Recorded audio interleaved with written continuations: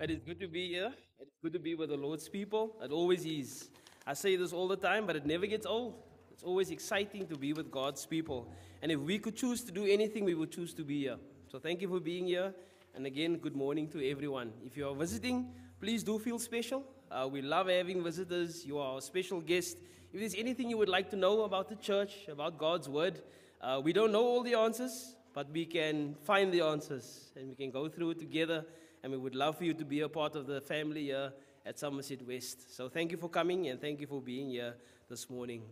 I guess we enter into a season now called the silly season, festive season, some might know it as.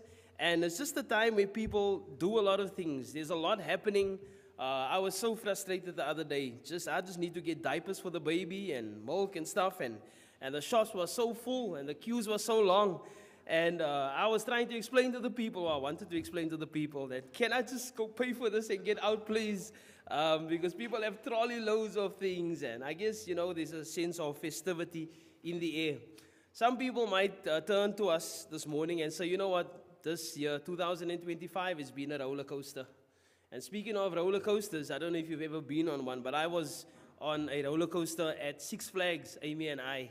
And this is when we were young, free, and not single, we were married to each other, but no kids and no responsibilities. And we went on this roller coaster at Six Flags. And it's the fastest wooden roller coaster in the world. And I tell you what, that thing took off. And it went up, and it went down, and it went all around. There was a time where I looked over and Amy was out. She was unconscious, and I said, Amy, and the more I was screaming, the more the people were screaming, and they were having fun, and I said, Amy, and Amy was out, and Amy's head was just bobbing, her glasses were on her nose, took her glasses off her face. I said, Amy, and I tried to get him to stop the thing. People were screaming, and they're like, and I'm like, there's no way they're going to hear me, and I just kept her back for the rest of the ride, and at the end, she came to. And I said, are you with us? Because, if you were going to go, that was one way to go. And then the roller coaster knocked her out. And I say this because I guess for some of us this year felt like that. Where there was times where it was throwing you to the left and it was throwing you to the right. And it was just knocking you out, And at the end, we are in December of 2025. And I guess in January, nobody knew what December 2025 would look like. And yes, it hurts that some of our members are no longer with us. There's some families in our midst here who's lost family members. There's some people who may have moved. Some might have lost jobs and been retrenched. I just spoke to somebody yesterday who sadly was retrenched after 20 years of service. They were laid off from their job. So some people might come to us and say, you know what, it has been a roller coaster. I would want to say this to us this morning. Psalm 46 verse 10 teaches us that, you know what, be still and know that I am God. And the words might not mean much to us this morning. It might not make us feel better. It might not fill our void. But I will say this, God understands. I speak to families who are going through the most, and I say to them, I might not know what you are going through.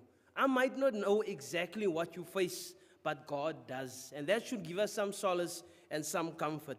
In the first instance, I would say that, you know what, when we are still, that's when you don't speak. So in the first part of the verse, it says, be still, which means that don't speak. Like Amy was on the roller coaster, she wasn't speaking. She wasn't doing anything. Don't justify. Don't interrupt. Don't get distracted. Don't say anything. It's interesting how those words seem so powerful. 2 words, be still. And it's sometimes the hardest thing for us to do. Because you know what, E.G., sometimes we want to interrupt and tell God exactly what, but God knows it, and He says just be still. And I think for a time of reflection this morning, let us just be still. The second part of it says, and know. And this speaks about confidence. You need to know. You need to know who is listening. You need to know who is handling your problems. You need to know who is protecting you. You need to know who loves you. And that's God our Father. It's confidence. It's trust. Don't doubt. Don't be persuaded differently. So the first thing I need to do is I need to be still. The second thing I need to do is I need to know. And the third thing I need to do is to know that He is God. Almighty God, Jehovah God. He is the great I am. That's what God said. He said, I am the I am. There is none like him. There is not another. It is unique. It is powerful. It is awesome. You often sing that song, our God is an awesome God. Yes, he is. He absolutely is. And there is no one else. I have 3 points this morning, and then I'm going to sit down and the lesson will be ours. And the first point that I have is for us to always be thankful. I think if you can be anything, if you can choose to be anything in this world, be a thankful person. Because an attitude like that goes a long, long way. In Psalm 77, verses 11 and 12, you don't have to turn there. It says, I will remember the works of the Lord. Surely I will remember your wonders of old. I will also meditate upon your work and talk of all your deeds. There's an example in Luke chapter 17 where Jesus, he healed a lot of people. But in Luke chapter 17, there were 10 people that Jesus heals. And if you would like to turn your New Testament there, it's Luke chapter 17 from verse 11, I believe it is. And this is an example of one who was thankful and 9 who was not. And if I could choose where I am this morning or who I am in this lifetime, I would want to be the one. And it reads as follows. Now, it happened as he went to Jerusalem that he passed through the midst of Samaria and Galilee. Then as he entered a certain village, there met 10 men who were lepers. So they had a problem with their skin. They stood afar off and they lifted up their voices and said, Jesus, Master, have mercy on us. So when he saw them, he said to them, go show yourself to the priest. And it was that at that time they went and they were cleansed. And one of them, when he saw that he was healed, he returned and with a loud voice glorified God and fell down on his face at his feet, giving him thanks. And he was a Samaritan. So Jesus answered and said, were there not 10 of you cleansed? But where are the 9? Were not any to be found who returned to give glory to God except for this one foreigner? And he said to them, arise, go your way. Your faith has made you well. Your faith has made you whole. And I look at it and I would feel very, very bad that the 9 of them couldn't even come back to say thank you. I was in preaching school for 2 years, from 2013 to 15. And the one thing they are harped on for us is that there are people that allows you to go through the school. Things are expensive and people are giving of their hard-earned money to put you through school. The very least that you can do is to be thankful. Write them a letter, say thank you. Give them a call, send them a message, say thank you. Don't ever forget to say thank you. I don't know what the reason is for these 9 who did not come back. But I do know one thing, that the one who did come back, he was the most grateful of them all. He had the right attitude and he came to say thank you. I think of this father that was laying on his deathbed. And the children all stood around and his family and they said, Dad, why is it that you would never allow us to eat anything, before praying to God? Whenever it was a piece of gum, it was a meal, it was something that we drank, it was an ice cream cone, you would always stop us and say, no, pray first, and then you would allow us to eat it. Why is that? And the father lay there and he said, you know what my parents taught me? My parents told me that if you're going to eat or drink anything, you must pray. Because if you don't, you will choke and you will die. And the family stood there and they said, but Dad, is that true? And the father said, I wasn't willing to find out. And I guess that it was probably built on different principles. But I would go as far to say that, you know what? I wouldn't want to find out either. And I guess sometimes we forget and sometimes we are busy and sometimes there's a lot of distractions around us. But I think the very least that we can do as God's people, as people who believe in God, is to say thank you. And it might be a piece of bread and it might be some water, but I tell you what, being thankful goes a long, long way. You could also tell your children that they might choke and die. It at least gets them to pray. We always give thanks. The Bible teaches us that. That's why we pray. That's the real reason why we pray. We give thanks. And we say, thank you, Lord, for what He has blessed us with. We just did that with the Lord's Supper, where thanks was given before we partook of it.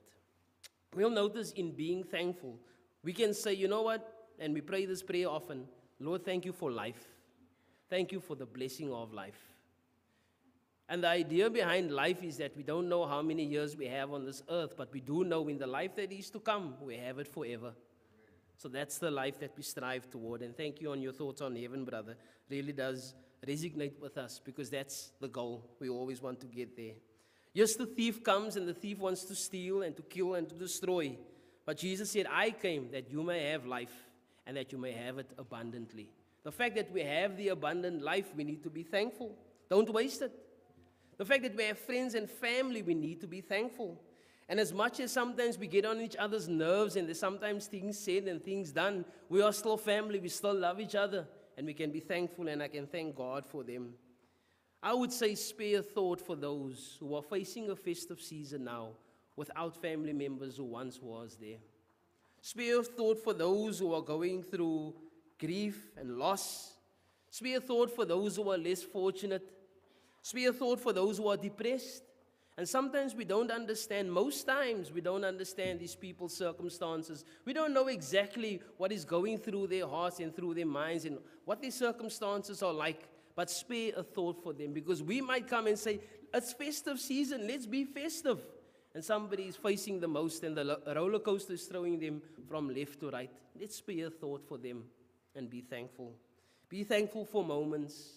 There's priceless moments that Amy and I have in our life that is not captured on film. It's not captured on a cell phone. It's not captured on a camera.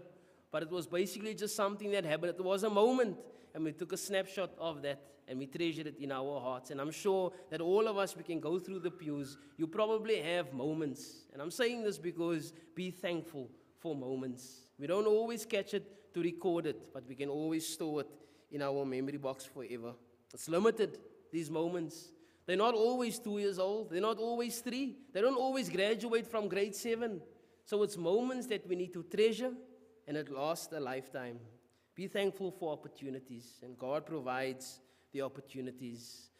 I have tried to motivate this for the longest time, that especially during this time, we try and help those who are less fortunate. Not that we don't do it any other time of the year, but it's just a time where people would like to have things. And this year again, I just got myself into something that I thought, you know what, as much as we have and as much as we would be in need of certain things, there's the opportunity to help others. And we just got maybe 30 or 40 buckets, and I said, you know what, brethren, there are brethren among us who are less fortunate. Let's give them a bucket of blessings. And let me tell you something, those buckets are being filled, and there are some really nice things in those buckets. And I was trying to teach my children especially that, you know what, as much as we are thankful for what we have, we can also grab hold of the opportunity to do good for someone else. And not just that you want any recognition in any way, but you start to teach people that, you know what, it is more blessed to give than to receive. It's a biblical principle. And we may not understand it where we are, but in time to come, God allows us to be a thankful people, and it's a good sign to show that thankfulness. Because I can say that I'm a thankful person and show absolutely nothing of it. So am I really thankful? Because Jesus spoke about people who gave him lip service. And he said, with your mouth you are saying a lot of things, but your heart is far from being thankful. Your heart is far from serving me. And Jesus would go on in John 14 and verse 15 to say, if you love me, keep my commandments. And one of his commandments is to help those who are around us. So the first point, always be thankful. The second point this morning will be, always be truthful. And sometimes it's difficult to be truthful. But in Psalm 139 verses 23 and 24 it reads, search me, O God, and know my heart. Try me and know my anxieties, and see if there is any wicked in me, and lead me in the way everlasting. And the psalmist here is really speaking to an almighty God and saying, search my heart, God. If there's anything that's not right, if there's anything that's not wicked, I want it removed. I want to do the right thing. And I think as we reflect on this year, and not just this year, I guess our life, am I really where God wants me to be? Am I doing what God wants me to do? Am I saying what God wants me to say? And to be truthful is to be honest, is to look at the man or woman in the mirror and say, you know what, you're not doing what God wants you to do, but it's never too late. There's opportunity. to pick up that cross. There's opportunity to do better. There's opportunity to improve. And that is the blessing we have in Christ Jesus. He always gives us another opportunity. So grab hold of that.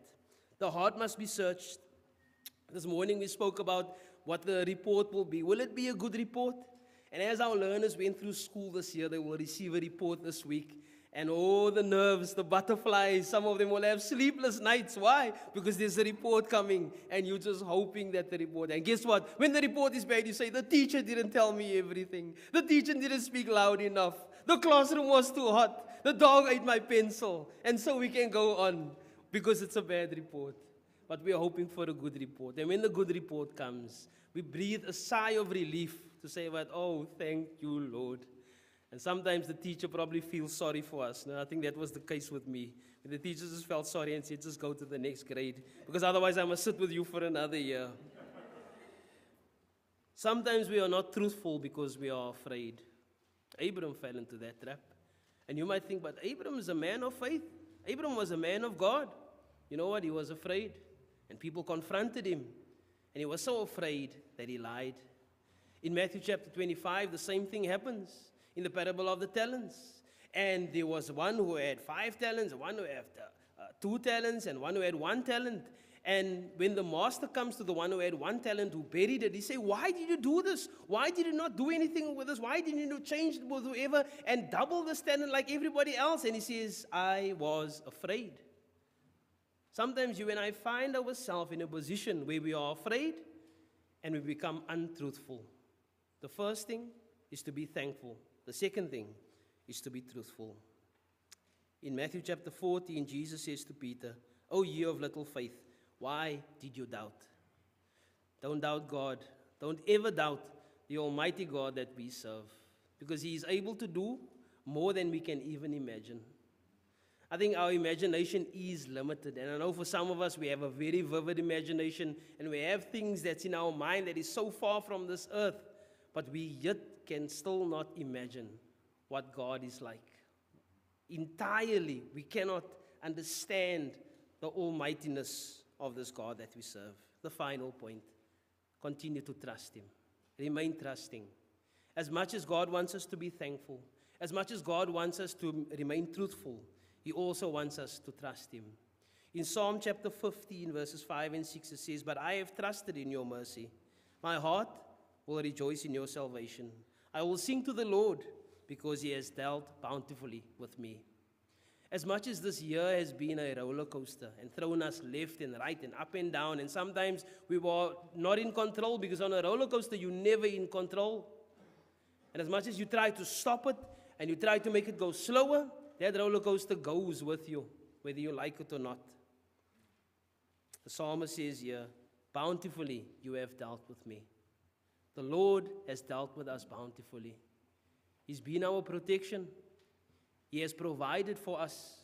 And not one of us can stand up this morning and say, "I am where I am because of me." But all of us can stand up and say, "I am where I am because of Him." Life gets difficult and life gets hard. And there's certain things that hurt us very, very badly. But God is still faithful. He always is. In being trustful to Him, He provides us grace and mercy, Ephesians 1:6. Salvation is something that He promised to us, John 3, verse 16. His word is something that He left in our possession, 2 Timothy chapter 3 and verse 16. His church He purchased for us, Acts 20, verse 28. And there's an example of someone who trusted in God, or 3 young men who trusted in God, Shadrach, Meshach, and Abednego. And they were going to be killed and their lives were going to be taken. But they said, "You know what? We trust in the Almighty God." And after they were thrown in that furnace, someone said, "But there's somebody in there with them." And the level of their trust was that they were never going to compromise their belief or their trust in their God. They said, "Our Father will take care of us." And what I would like to leave with us this morning is, do we have that level of trust? Where we are thrown in the fire and we say, "You know what? Our God is with us. I trust in Him." And those boys, they trusted in God Almighty. You and I should be trusting Him in the same way. We don't know what the next hour looks like. We don't know what the next day, week, or month, or even the next year holds. but God. Better days are coming. And as much as the sun sets, it rises again. And bad news, it can turn to good. God is always in control. He always was, and He always will be. Nothing, there's absolutely nothing that can separate us from His love. God doesn't love us based on circumstances. God doesn't love us based on seasons. He doesn't love us based on time or our gender or how we look or what we say. God loves us unconditionally. It's an agape love, an unconditional love. So even if we are unfaithful, He remains faithful. Even if we don't love, He still loves. Even if we don't forgive, He still forgives. And that's the God that we serve. I trust that the words this morning would allow for us to continue to be thankful, continue to be truthful, and continue to be trusting. I would like to end off with the words in Psalm 100, because I could probably read you a poem and I could probably sing you a song, but I'd rather allow God's word to drive home the point this morning of us being a thankful, truthful, trusting people. In Psalm 100 it says this: "Make a joyful shout to the Lord, all you lands. Serve the Lord with gladness. Come before His presence with singing. Know that the Lord, He is God. It is He who has made us, and not we ourselves. We are His people and the sheep of His pasture. Enter into His gates with thanksgiving and into courts with praise. Be thankful to Him and bless His name. For the Lord is good, His mercy is everlasting, and His truth endures unto all the generations." I guess one thing that I did not mention is that after all was said and done, and Amy fainted, and Amy's glasses was taken off, and her head was held back, and the roller coaster threw us from left to right and up and down, and my stomach was turning.